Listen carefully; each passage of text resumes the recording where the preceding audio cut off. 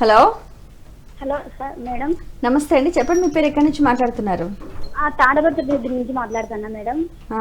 కంటి సమస్య మేడం నాకు కొంచెం. అమ్మ గట్టిగా మాట్లాడండి కొద్దిగా. మాట్లాడతాను మేడం. కన్ను సమస్య మేడం, కళ్ళు సరిగ్గా కనిపించడం లేదు. ఓకే అమ్మా, ఎప్పటి నుంచి అమ్మా? అదే అట్లే 2 ఏళ్ళు అవుతాను సార్ అట్లా ఉండబట్టి. ఓకే అమ్మా, నేను తాడపత్రిలో చూపించుకున్నాను సార్, నరాలు వీకు అని చెప్పినారు. ఓకే అమ్మా. అక్కడ అదే ఎక్కడ సార్, మీరు ఎక్కడ? ఇది హైదరాబాద్లో ఉందమ్మా హాస్పిటల్. ఇప్పుడు కంటికి సంబంధించినటువంటి సమస్యల్లో కూడా ఇప్పుడు మనం ఎట్లయితే డిస్కస్ చేసుకున్నామో, నడుము నొప్పిలో గనక నరాలకి వీక్నెస్ ఉండటం వల్ల నరాలలో ప్రాబ్లం ఉంటే ఎట్లయితే నర్వస్ని స్ట్రెంథనింగ్ చేస్తామో, కంటి నరాలను కూడా స్ట్రెంథనింగ్ చేయడానికి ఆయుర్వేదిక్లో మంచి ట్రీట్మెంట్ ఉంటుందండి. అక్షితర్పణం అని ఒక ట్రీట్మెంట్ ఉంటుంది. సేమ్ ఇప్పుడు మనం కటివస్తి ఎలా చేస్తామో కంటి మీద తర్పణం చేయడం.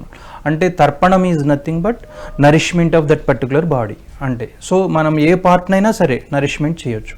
అట్లా కంటికి సంబంధించి అక్షితర్పణం గనక ఈ నర్వ్స్ని రిజునేట్ చేసేటటువంటి ఘృతాలు ఉంటాయి, నెయ్యి. ఎందుకంటే కంటిలో నెయ్యితో తయారు చేసిన మెడిసిన్ కంటి యొక్క పొరల్లో నుంచి లోపలికి వెళ్ళి పనిచేయగలిగే శక్తి ఉంటుంది. దానికి ఆప్టిక్ నర్వ్ దాకా రీచ్ అయ్యేటటువంటి ఇది ఉంటుందన్నమాట.